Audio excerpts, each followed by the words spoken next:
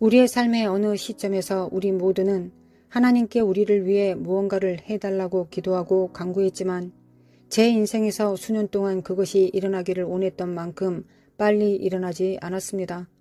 저는 하나님의 지연이 하나님의 거부가 아니라는 것을 배웠습니다.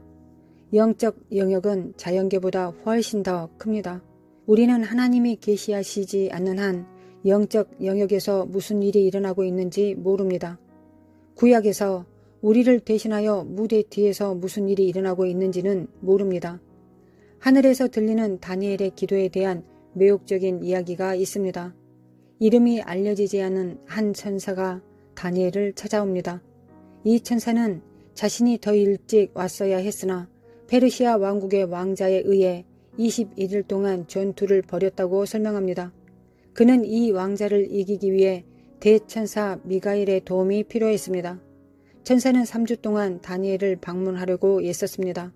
그러나 그는 페르시아 왕자를 이길 능력이 부족했습니다. 영적 영역은 큰 전투의 영역이라는 것을 알 수 있습니다. 다니엘의 기도가 하늘로 올라가 그의 기도가 들어지고 천사가 응답을 가지고 보내졌습니다. 그러나 천사는 다니엘을 막는 이 높은 지위의 악마 세력 때문에 다니엘에게 도착하는 것이 늦어졌습니다. 우리는 이것으로부터 무엇을 배울 수 있습니까? 하나님 나라에 속한 천사들이 서로 다른 지위와 권세를 가지는 것처럼 악마 세력도 서로 다른 지위와 권세를 가질 수 있습니다. 에베소서 6장 12절. 우리의 씨름은 혈과 육을 상대하는 것이 아니요 통치자들과 권세들과 이 어둠의 세상 주관자들과 하늘에 있는 악의 영들을 상대함이라. 성경은 대천사 미가엘을 언급합니다. 우리는 성경에서 그가 하나님의 계획에서 독특한 역할을 하고 높은 지위의 천사로 보인다는 것을 알고 있습니다. 높은 지위의 천사였음에 틀림없는 가브리엘도 있습니다. 그는 메시아의 도래와 관련하여 특별한 메시지를 가지고 요셉과 마리아에게 보내졌습니다. 사실 그는 성경에 이름이 있는 세 천사입니다. 대천사 미가엘과 가브리엘 그리고 타락한 천사인 루시퍼입니다. 이제 다니엘의 이야기로 돌아가서 우리가 깨달아야 할 것은 다니엘의 기도가 영적 영역에서 너무나 강력한 영향을 미쳤다는 것입니다. 한 천사가 지원군을 요청하는 것을 도왔습니다. 우리는 또한 깨달아야 합니다. 메신저가 페르시아 왕자와의 투쟁이 다니엘의 금식과 기도가 21일 동안 지속된 것과 정확히 같은 시간 동안 지속되었다고 말한 것은 우연이 아닙니다. 그 이유는 영적 영역에서의 전쟁이 기도 영역에서 다니엘의 전투로 말미암아 발생한 것이기 때문입니다. 이제 상상해 보십시오. 만약 다니엘이 10일만 기도하고 포기했다면, 19일째에 포기했다면 그 천사는 다니엘에게 오지 못했을 수도 있습니다. 그래서 오늘 질문이 있습니다. 당신은 당신의 천사가 당신에게 도착하는 것을 막고 있습니까? 왜 우리가 기도를 포기합니까? 그것은 낙심 때문입니다. 우리가 무언가를 구했는데 속히 응답이 보이지 않거나 일어나는 일이 마음에 들지 않습니다. 하나님이 듣고 계시지 않거나 적어도 호의적인 응답을 주시지 않는다고 가정해 봅시다. 우리 모두는 기도가 즉시 응답되기를 원합니다. 우리가 즉시 응답을 보지 못할 때 우리는 기도를 중단하고 싶은 유혹을 느낄 수 있습니다. 사람들이 묻습니다. 내가 기도를 포기해야 할 때를 어떻게 알 수 있습니까? 제 대답은 항상 똑같습니다. 우리는 결코 하나님께로부터 향하는 것을 그만둘 수 없습니다. 사람에게는 불가능한 일도 하나님은 가능하시다는 것을 기억하십시오. 성경은 하나님이 의인의 간절한 기도를 기뻐하신다고 말합니다. 그것은 기도의 길이가 아닙니다. 당신의 믿음과 열정의 힘입니다. 계속 두드리고 포기하지 말라고 격려하고 싶습니다. 기도는 오늘 당신의 문제에 대한 해답입니다.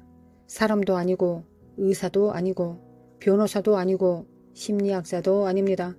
하늘의 하나님께 드리는 당신의 기도가 바로 해답입니다. 우리가 변화를 보지 못하는 것이 우리의 말이 들리지 않는다는 것을 의미하는 것이 아니기 때문입니다. 그것은 기도하고 싸우는 당신에게 달려 있습니다. 기도가 하늘의 문을 엽니다. 기도는 당신이 갈 수 없는 곳을 가게 합니다. 사람으로는 할 수 없는 일이 하나님께는 가능합니다. 기도에 열정이 있는 사람이 되십시오. 기도에 포기하지 않는 사람이 되십시오.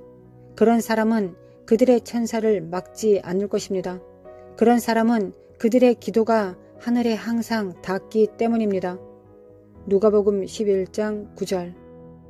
내가 또 너희에게 이르노니 구하라 그러면 너희에게 주실 것이요 찾으라 그러면 찾아낼 것이요 문을 두드리라 그러면 너희에게 열릴 것이니.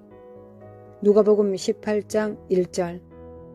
예수께서 그들에게 항상 기도하고 낙심하지 말아야 할 것을 비유로 말씀하여 끈질긴 과부의 비유에서 예수님은 우리에게 기도가 일회성 문제가 아니라고 가르치십니다. 예수님은 하늘에 계신 아버지께서 우리의 기도를 들으실 것이라고 격려하시지만 우리가 응답을 받을 때까지 반복적이고 지속적으로 기도할 필요가 있다는 것에 의심의 여지가 없으십니다. 만약 당신이 무언가를 위해 기도하고 여전히 하나님의 응답을 기다리고 있다면 이것은 당신을 위한 것입니다. 낙심하지 마십시오. 과부처럼 끈질기게 기도하십시오. 끈질긴 기도는 아마도 우리의 대적 사탄이 가장 두려워하는 무기일 것입니다. 우리가 즉시 돌파구가 보이지 않으면 사탄이 계속 기도하지 못하도록 낙담시키려고 합니다. 성경은 끈기를 가르치는 책입니다. 우리는 기도 생활을 지속해야 합니다. 끈기는 대가를 치를 가치가 있습니다. 당신이 상상할 수 있는 것보다 훨씬 더 풍부한 보상이 있습니다. 그러나 많은 신자들은 그렇게 하지 않습니다. 그래서 주변에 많은 믿음의 실패자들이 있습니다. 하루, 이틀, 9일, 말씀이나 기도를 중단합니다. 그들은 지속의 대가를 기꺼이 지불하지 않습니다. 우리가 해야 할 일은 지속하는 것입니다. 예수님께서는 요한복음 8장 31절 32절에서 우리가 그의 말에 거하면 그의 제자가 되고 진리를 알지니 진리가 우리를 자유케 한다고 말씀하셨습니다. 끈기에서 오는 하나님의 계시가 있습니다. 일관성이 없는 사람은 결코 이 결과를 보지 못할 것입니다. 오늘 인내를 가지십시오. 당신이 계속 싸우는 한 승리할 것입니다. 악마는 당신이 그를 허락해야만 이깁니다. 인생은 당신이 허락해야만 이길 것입니다. 계속 싸우십시오. 계속 싸우십시오. 더 이상 싸울 수 없다고 말하지 마십시오. 내가 피곤하고 외롭다고 말하지 마십시오. 결국 당신이 이런 입장을 취해야 합니다. 고난 가운데 서십시오. 재앙 가운데 서십시오. 폭풍 가운데 서십시오. 혼돈, 실패 가운데 서십시오. 예수 그리스도의 이름으로 굳게 서십시오. 그것이 무엇이든지 당신을 이기지 못할 것입니다. 질병이라면 그것에 맞서 싸우십시오. 악마와 그의 군대는 하나님께서 당신을 위해 주신 날을 막을 수 없습니다. 당신은 오래 주님의 축복을 경험할 것입니다. 은혜의 면류관은 당신 머리의 일부입니다. 하나님은 당신을 위해 문을 열어주실 것입니다. 그러나 당신의 의무는, 당신의 책임은 사자처럼 담대해지는 것입니다. 당신 앞서간 사람들을 보십시오. 모세는 성경에서 가장 온유한 사람으로 묘사되었습니다. 그러나 모세는 당시 이 땅에서 가장 강력한 사람과 대면할 담대함을 가졌고 그에게 내 백성을 가게 하라고 말했습니다. 그는 담대했습니다. 위대한 군사 여호수아는 칼을 들고 이스라엘 자손을 이끌고 왕국을 차례로 정복했습니다. 그도 담대했습니다. 어린 소년으로서 사자와 곰, 거인을 죽인 다윗은 담대했습니다. 자신을 희생자로 본다면 담대할 수 없습니다. 자신을 패배자로 본다면 담대할 수 없습니다. 자신을 겁쟁이로 본다면 담대할 수 없습니다. 아브라함과 이삭과 야곱의 하나님이 당신의 편입니다. 하나님께서 당신을 준비시키셨고 정복자보다 더 나은 존재로 만드셨습니다. 당신을 보호하는 하나님의 천사들이 당신을 섬길 것입니다. 그들이 당신과 함께 걸을 것입니다. 성령께서 당신 안에 거하시고 당신을 인도하실 것입니다. 승리는 당신을 따를 것입니다. 은총의 면류관은 당신의 머리에 있습니다. 하나님은 당신에게 은혜를 베푸셨습니다. 하나님은 당신 안에 예수님의 피를 부어 주셨습니다. 하나님의 혈관을 통해 흐르는 피를 당신은 얻었습니다. 올해는 당신이 마침내 예수님의 이름으로 결정을 취해야 하는 해입니다.